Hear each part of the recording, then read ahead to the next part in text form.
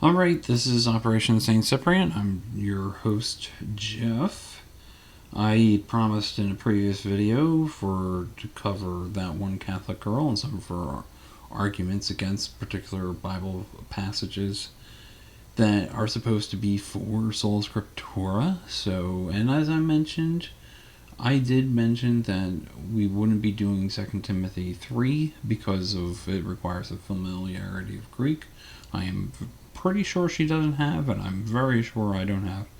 But I am going to go over her argument for 2 Timothy 3 just to show one thing. I'm also going to go over other passages. We're going to record them now or pretty soon to now, and then we're just going to divvy this up and into multiple episodes so they're more digestible for you. So let's get going. Sola scriptura. However, the Bible never explicitly teaches this. We disagree, but that's why we're doing the video. This totally contradicts the teaching of sola scriptura, that the Bible alone is the sole sufficient rule of faith, but the Bible never says that it is. The two main verses that are used to defend sola scriptura are 2 Timothy 3, 16 through 17, and John 20, 31. So let's begin with 2 Timothy 3, 16 through 17. It says, "All scripture is inspired by God and is useful for teaching, for refutation, for correction, and for training in righteousness, so that one who belongs to God may be competent, equipped for every good work." As Catholics, we believe and agree with this verse 100%, but we do not agree with the interpretation posed by Protestants or Bible-alone Christians. Bible-alone Christians use this verse to defend sola scriptura. They say, let's look at the whole passage. Let's go to 2 Timothy 3.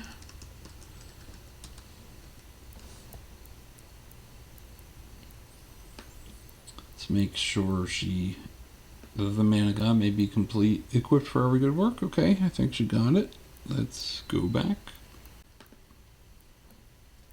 by the phrase, all scripture is inspired by God and that it is profitable, means that all scripture is all that we need. However, this verse does not teach this.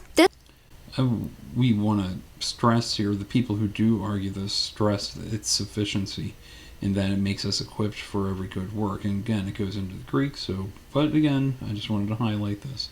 I will post links to a couple videos, maybe more than two, that go into it much better and can defend it much better than I can.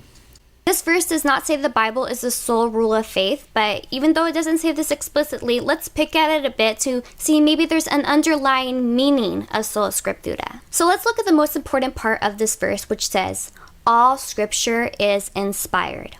Well, this is You should be pointing out the fully equipped for every good work part. It's actually English for a Greek phrase that is passa graphi denos. Do you really know your Greek? Or are you just quoting someone else knowing their Greek? That's fine, but I just want to... I tend to be a little concerned if we're trying to pretend that we have better Greek knowledge than we do. We need to be upfront. Pues nos. The word passa is the English word for each and every. If we read this verse with the correct translation, we would read that each and every piece of scripture is inspired by God and therefore it is profitable and useful to do every good work. I'm gonna go out on a limb here and mention that I'm pretty sure most Catholics today don't believe this, and I don't even mean like just the Catholic lay person, is that you can just read through the U.S. Catholic Bishop's Bible and look at the footnotes, and today's magisterium does not believe in the inspiration of Scripture. I could go on further about this with Raymond Brown. Maybe I'll put a quote here or there in this video. But Raymond Brown said that previous Catholic Bible study techniques, Bible scholarship techniques had to be abandoned. So anyway, I would like to just highlight that and go on. If we are viewing this verse through the perspective of sola scriptura, this would mean that this verse is teaching us that each and every piece of scripture is sufficient in itself.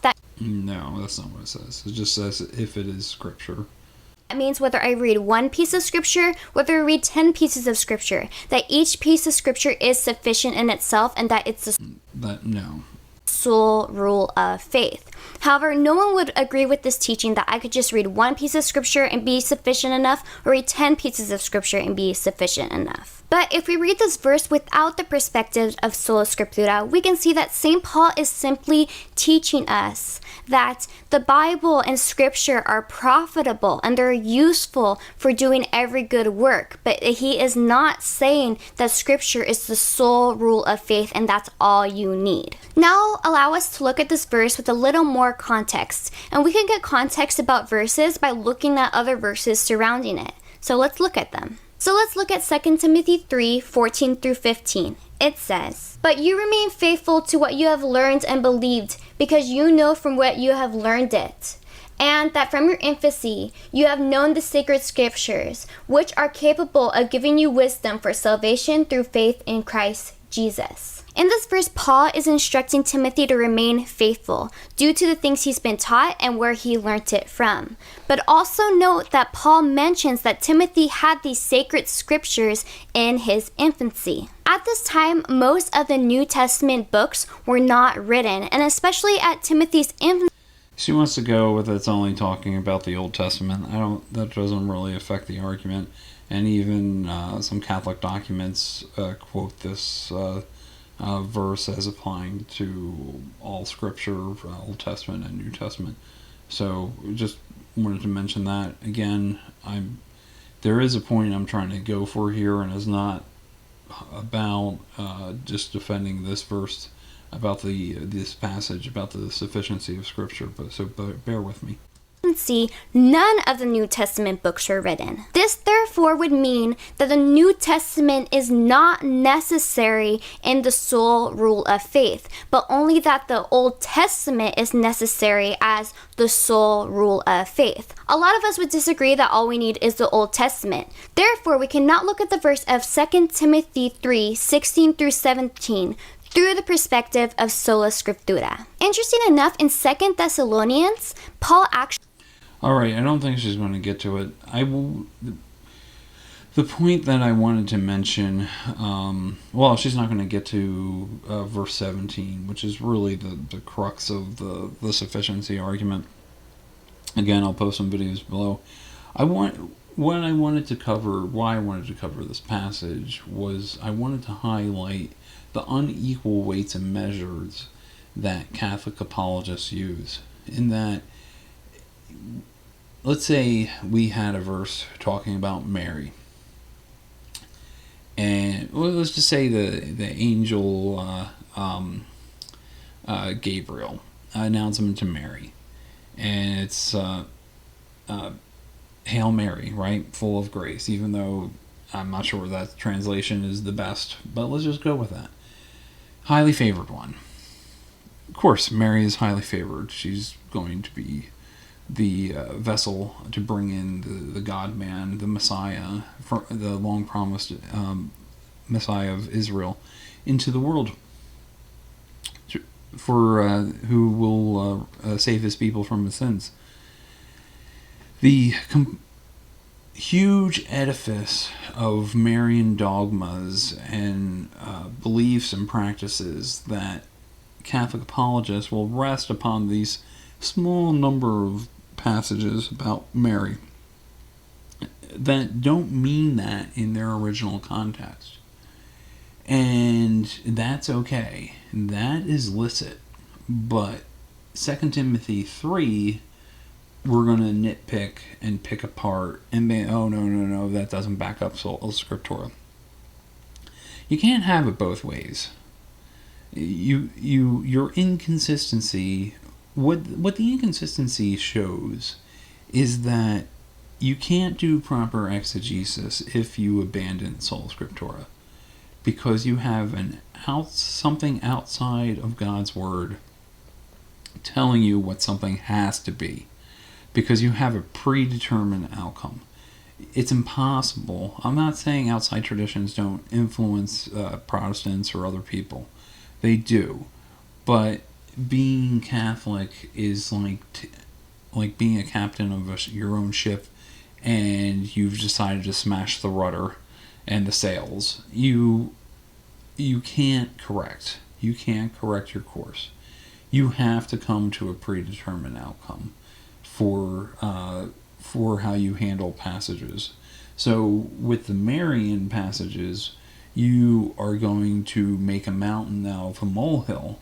But the 2 Timothy 3 passage, no. This has nothing to do with sola scriptura. This is completely inconsistent, and the inconsistency shows your enslavement to a system that that you can't listen to the text. It's okay. I want to say it's okay to debate this and to look at it and really see if it teaches the sufficiency of Scripture. I think there was another passage I've overlooked until recently that teaches the sufficiency of Scripture, but I just wanted to mention that, and I think that's the main problem with this, is the unequal weights and measures of Catholic apologetics.